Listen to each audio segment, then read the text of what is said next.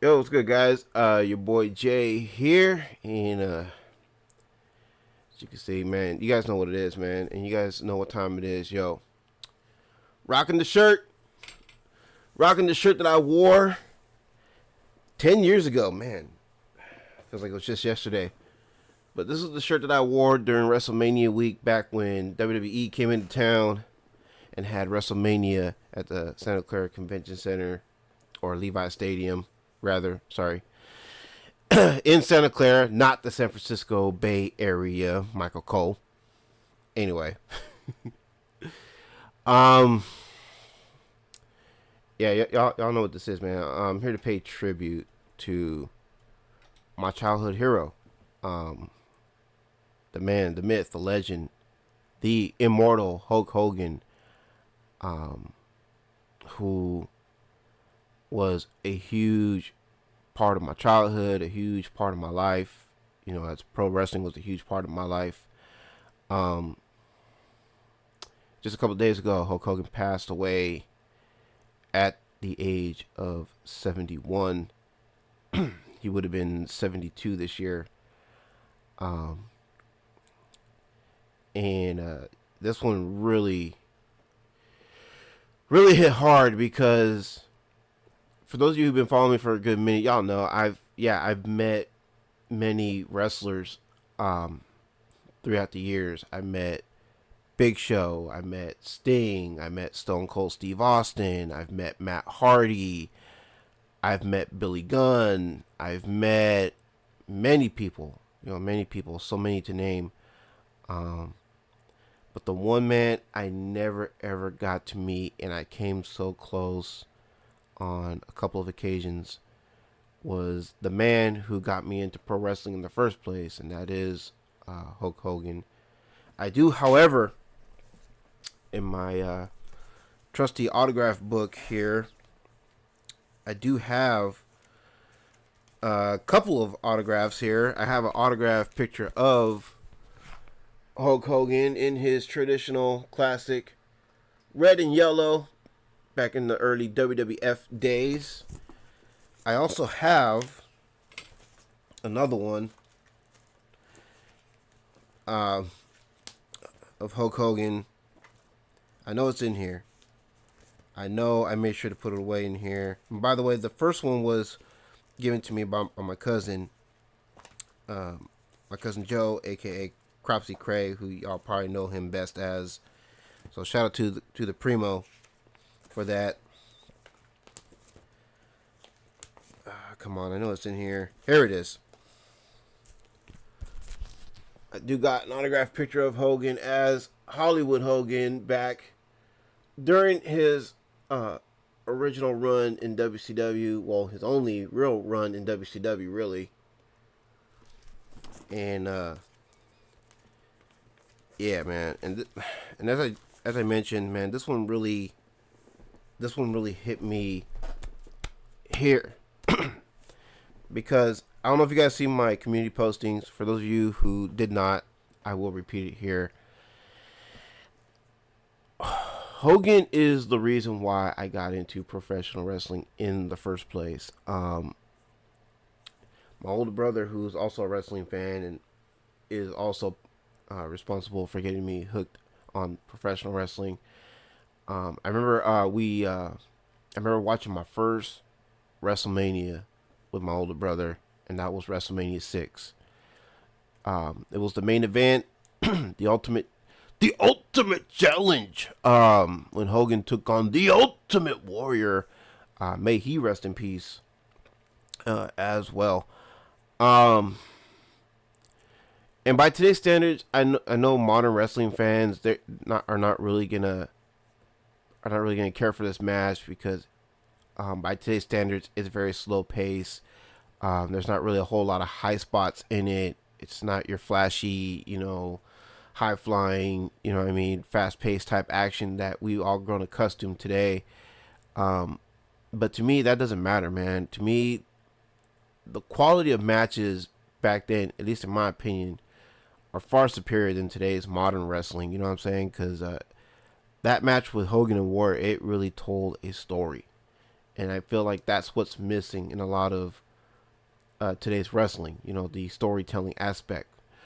Um, and it wasn't just the match itself that hooked me in as a fan, but it was what happened after.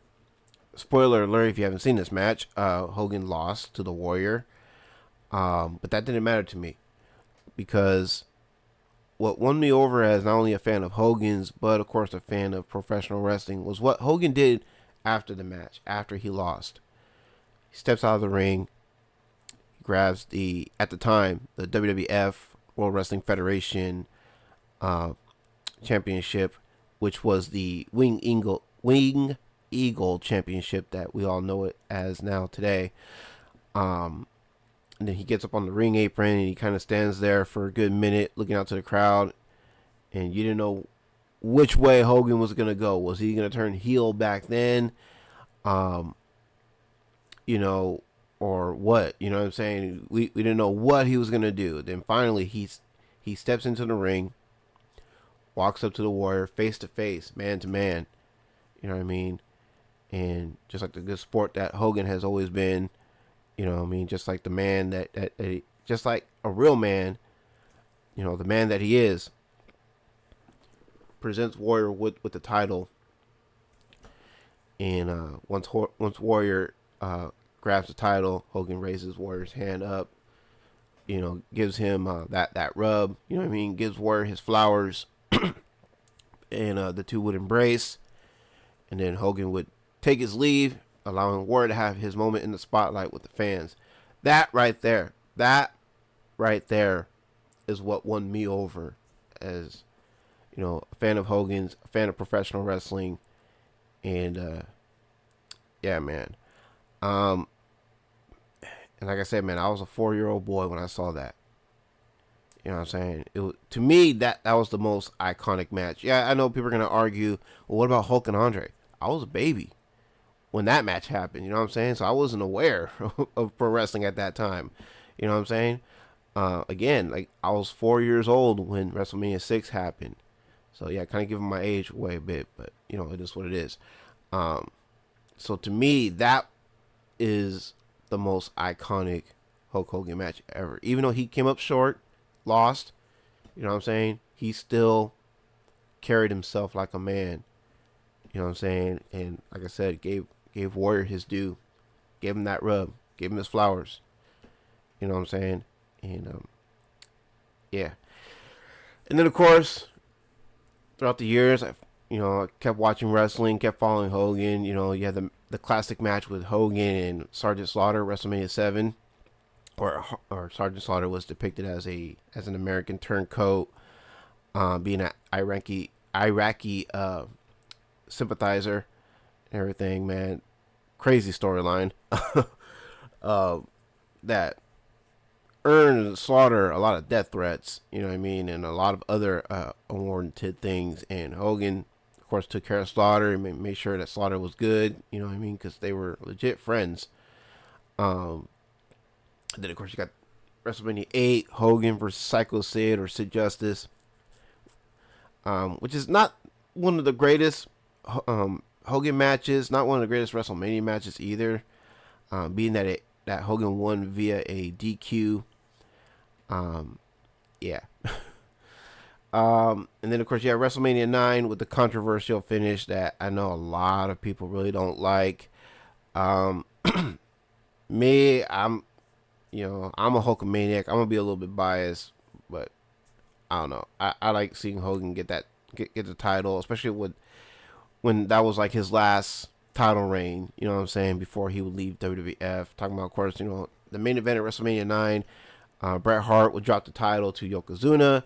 Yokozuna would then turn around to challenge Hulk Hogan, you know, to a match, and Hogan takes the title off of Yokozuna, but then would turn around months later and drop the title back to Yokozuna at the 1993 King of the Ring, the first ever King of the Ring pay-per-view, before Hogan would leave the WWF. And then I still kind of watched wrestling a little bit after Hogan left. But then, you know, the Hulkamaniac that I am, you know, it's like Hogan's not on my TV screen anymore. You know what I mean? He's done. So it's like, if he's moving on, I guess I should move on too. But then and I did for like I want to say like roughly about a year and a half, or so, until like 1996, fall of '96. I just got home from school. I was sitting on the couch, in our family room at the time. I'll never forget this. I was doing my homework, and my older brother, again, who got me into wrestling, comes into the family room. He's like, "Hey, have you been watching WCW lately?" And I'm like, "No." And me and him, we've always been aware of WCW just as much as WWF. We were able to watch WCW sometimes, in WWF. But when he asked me, like, "Hey, did you know Hogan's in WWF or WCW now?" I'm like, "Nah, I haven't really been following. I've kind of fell out of wrestling and everything." He goes, "Yeah, and he's a bad guy now." And I'm like, "What?" Yeah, and like, you remember Razor Ramon and Diesel, right? And I'm like, "Yeah." And he goes, "Yeah, they too left to WCW, and Hogan and Razor and Diesel, well, Razor and Diesel are now going by their real names, Scott Hall and Kevin Nash, and they teamed up with Hogan, and they formed this group called the NWO." And I was like, "Nah," you know what I mean? It's just like, "Nah, you lying. He's like, "Nah." And then I think it was he put on the TV that we had in the family room. He put on to the TNT network, which WCW Nitro would air on. So yeah, it had been a Monday, and Nitro came on, and I'm watching, and then all of a sudden I see Hogan come out dressed in all black and everything, and he had the white NWO letters, airbrushed on them, and I'm like, this is not the guy that I know, you know what I'm saying, with the red and the yellow, the train hard, take your vitamins, say your prayers and everything, and like, no, this is somebody else, man. Like, I don't know this guy, you know what I mean? He's doing all these cheap tactics, you know what I mean? All these heelish things, you know what I mean? Just, yeah, man, wrestling dirty, which I'm not gonna lie, Hogan always kind of wrestled a little bit dirty, even when he was a babyface. You go back and watch his matches, he used to scratch people's backs and do the thumb to the eye. You know what I mean, he. I'm not gonna lie. As much as I do love Hogan, yes, I will admit, yeah, he did use some dirty tactics, even when he was a babyface. But it is what it is. But then seeing him though in the black and white, talking about NWO and all this and that, it was just like, at the time when I was a kid, I'll be honest, I didn't like it. I didn't like that he went bad. Because that's not Hogan to me, But then as I get older, though, and the more I understand, hey, look, man, it was a changing of the times, and Hogan had to do what he had to do, to stay relevant and revive his career, you know what I mean? And had that not happened, we wouldn't have the major wrestling boom in the 90s, you know what I'm saying? Hogan is a huge reason for two major wrestling booms, you know what I mean? In the 80s, and when he went bad in WCW in the 90s, you know what I mean? Had he not done that, who knows where pro wrestling would have gone? You know what I'm saying? Who knows if there would still be a WWF/WWE? Who knows if if WCW would have had the run that it had? You know what I'm saying? Probably wouldn't even have an AEW or TNA Wrestling, TNA Impact. You know what I mean? So yeah, that was major. You wouldn't have, the Attitude Era. Hogan is the catalyst for the Attitude Era. Because think about it. If Hogan didn't go dark and didn't form the NWO, WWF at the time, they wouldn't have done, they wouldn't have gone, PG-13, you know what I'm saying, and really pushed the envelope on their end, you know what I'm saying? WCW and Hulk Hogan, the NWO, they really brought out the best in WWF, you know what I mean? And yeah, man, because WWF, you wouldn't have your Stone Cold Steve Austins, you wouldn't have your Rock, you wouldn't have D-Generation X, who was the answer to the NWO, you know what I'm saying? So that's why, on social media, when people always ask, which do you prefer, NWO or D-Generation X, I always pick NWO. Why? Because, as I mentioned, you know what I mean? If you didn't have the NWO, you wouldn't have D-Generation X. So when you pick NWO over DX, you're essentially picking both of them rather than just one of them. If you say, oh, I prefer D-Generation, which, I mean, don't get me wrong. If you love D-Generation X more than NWO, hey, that's cool. More power to you. You know what I'm saying? I'm not going to knock you for that. DX is dope. DX is fire. I love DX as well. But if you, realistically, if you choose DX over NWO, then it's like, you wouldn't have NWO. You know what I'm saying? You wouldn't have both. You wouldn't have the cause for DX. You know what I'm saying? So that's why, like I said, this is just my personal opinion, by the way. But yeah, I always choose NWO over DX because when I choose NWO, I'm not just getting NWO, I'm also getting DX, who again was the response to NWO. You know, and man, what a time to be a wrestling fan back during the Attitude Era. I mean, that is truly the golden era of professional wrestling. But anyway, and then we had Hogan come back to the WWF back in 2002 and take on The Rock. You know what I mean? At WrestleMania 18, that iconic match. That was definitely one of the greatest matches of all time. You know, icon versus icon, Hulk Hogan versus The Rock, the immortal Hulk Hogan versus the People's Champion, the Brahma Bull, The Rock. You know what I'm saying? Epic match, epic match. And of course, Hogan turns face. He comes back as Hollywood Hogan, the NWO Black and White, and then he turns face and starts donning the red and yellow again. And yeah, man. And there'll never be another Hulk Hogan, you know. And I know people still give him flack for some controversial things that he has said. And my response to that is this. Look, man, Hogan is very much a human being just like you and I. You know, we all come up short. We've all said things and done things that we're not proud of at the end of the day. You know, things that we wish we could take back. And I'm not trying to justify, I'm not trying to make excuses for Hogan, but because, yes, Hogan is a human. And I look at that time in his life when he said those things. You know what I mean? He was going through a dark time. You know, he was going through a divorce. His son Nick had that horrible car accident that caused his friend, you know, to be severely injured. I think his friend was brain dead. I'm not 100% sure on that. I have to look back into that, but I know he did something where his friend his friend's head was missing the frontal lobe of his brain, so he had a huge dent in his head. I do remember seeing something about that. You know, it's a horrible tragedy and everything, and I will agree that yes, Hogan and his son did not handle that situation in the best of ways.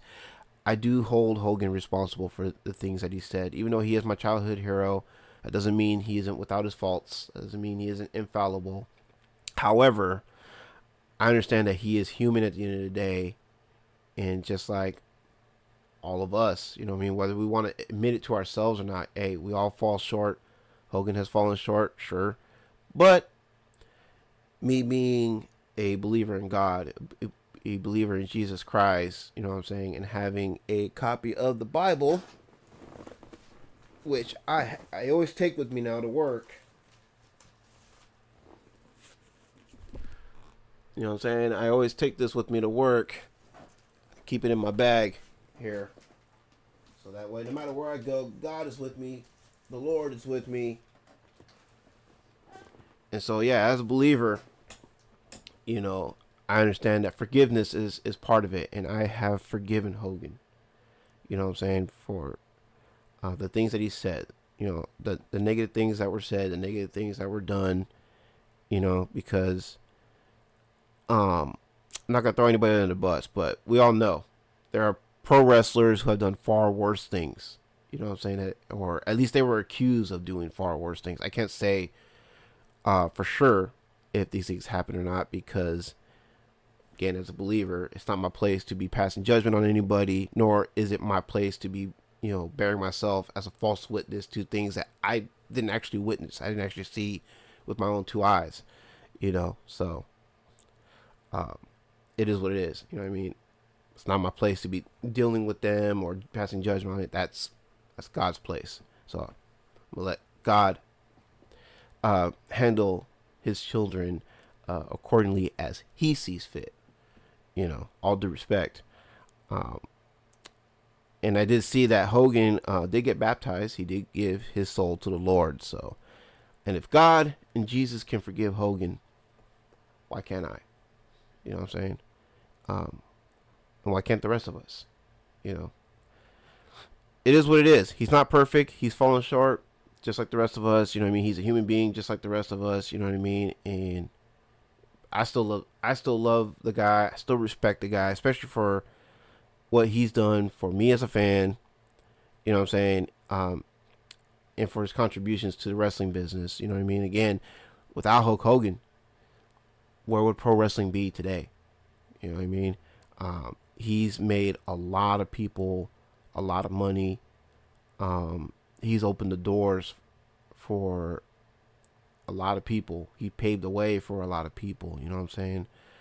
Almost every pro wrestler has been will admit, yeah, Hulk Hogan is an inspiration. He's one of the reasons why I chose to get into pro wrestling, why I became a pro wrestler.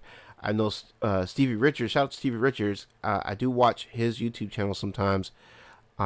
He's admitted that, yeah, Hogan is one of the reasons why he got into professional wrestling. You know,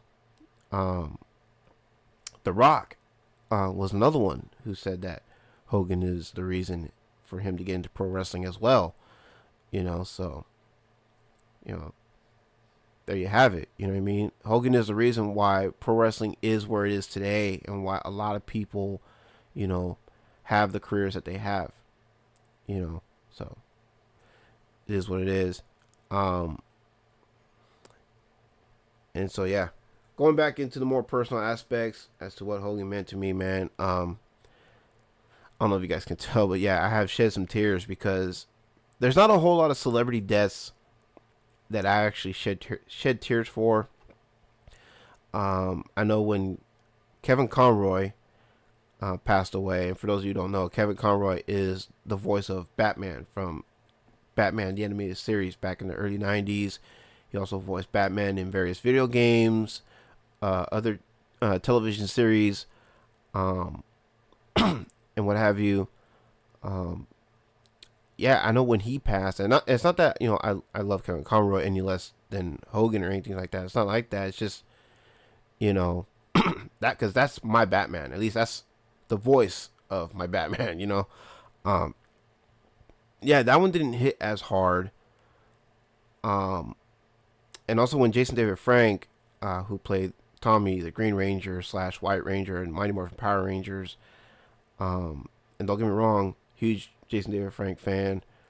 Yeah, even when he passed, I don't think I shed tears. I was still heartbroken, though, don't get me wrong. And I got to meet JDF too before he had passed. But it's just that with Hogan, it hit different, you know what I mean? Because, again, not taking anything away from JDF and Kevin Conroy, who are also my heroes.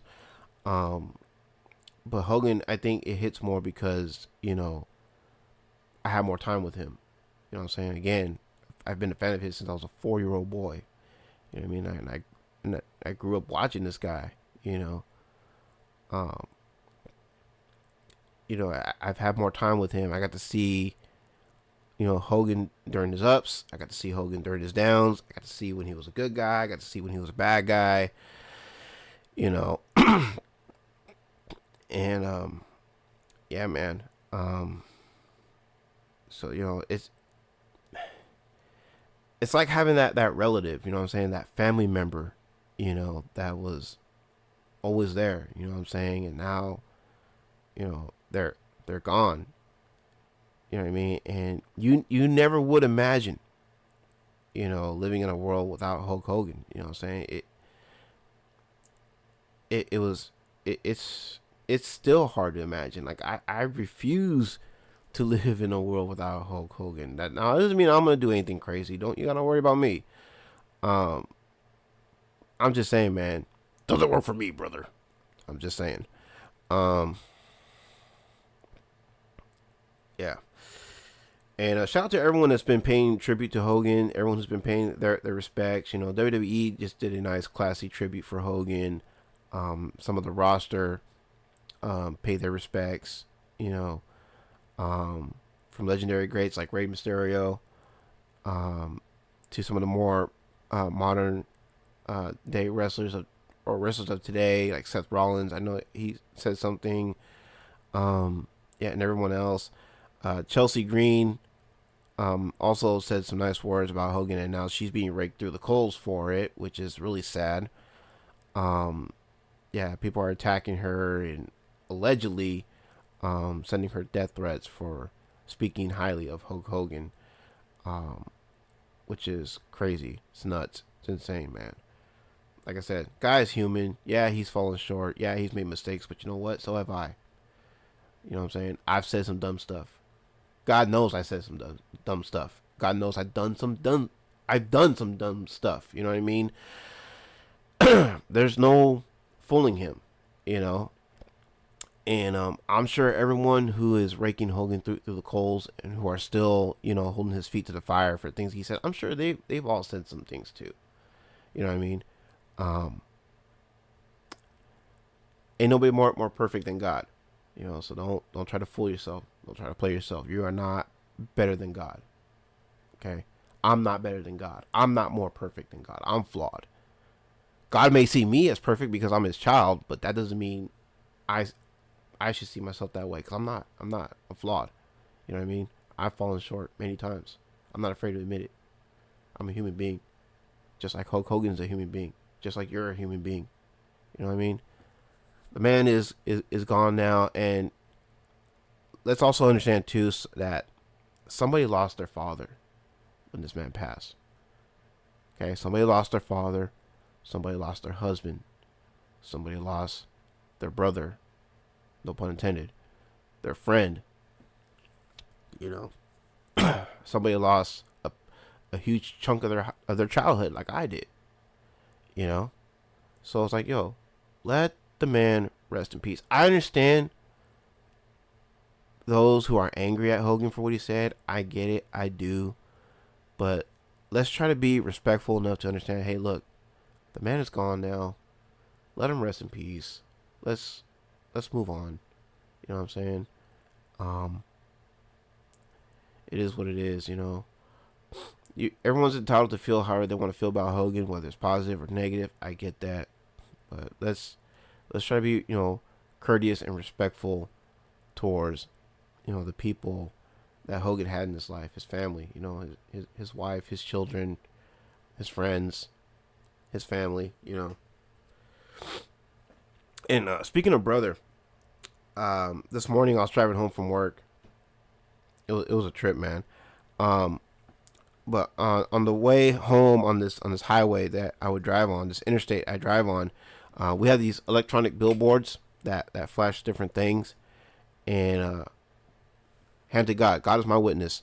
There was an electric billboard that I just happened to catch as I was driving home, and it flashed to this red screen with the yellow Hulk Hogan font that said "R.I.P. brother," and I just thought that was the coolest thing ever, you know. So it's nice to see my state, which Hogan did live in for a little while, although he lived in, of course, you know, L.A. in the L.A. area, Venice Beach. But it's nice to see my state, you know what I'm saying, paying its respects to Hulk Hogan and everything, man. I thought that was a beautiful thing. And yeah, there'll never be another Hulk Hogan. You know what I'm saying? Hulk Hogan was one of those guys, you know what I'm saying? Was one in a million, you know. And shout out to Devon Dudley, by the way, who also said some positive things about Hogan, you know, because I think people need to understand, you know, all these individual wrestlers that were around when Hogan was around all had, you know, their own personal relationships with Hogan. I know Stevie Ray of Harlem Heat. He said some positive things about Hogan. Hogan always treated him well and everything. So people can say what they want. You know, it's not our place at the end of the day to judge what's in each other's hearts. And I don't want to sound like I'm questioning anyone's faith, but I mean, if we're gonna put God into the mix, then let's make sure we're preaching all aspects of God, including the parts where we're talking about forgiveness, because God is quoted in saying, if you can't forgive your brother, I can't forgive you. So, let's treat each other how we want to be treated. If you expect to be forgiven for the times when you fell, what I'm saying, the times you've fallen short, then make sure that you're forgiving your brother and your sister, for the times when they've fallen short. You know what I mean? Life is too short to be angry all the time. Life is too short to have, that toxicity in you. Life is too short to have that hatred in your heart. You know what I mean? Hate is hate. You know what I mean? And hate is evil. You know what I'm saying? So let's not try to have that in our hearts. You know what I'm saying? Treat people how you want to be treated. That's all I'm saying. So yeah. With all that being said, I just want to say, rest in peace, Hulk Hogan, and no matter what, Hulkamania will live forever. Hulk Hogan is the reason why I started wearing bandanas too back in the day. You know what I mean? I got to see how he would wrap his bandana around his head. So it took me a good little while when I first started wearing them, but as you can see, I pretty much mastered the way Hulk Hogan would wear a bandana.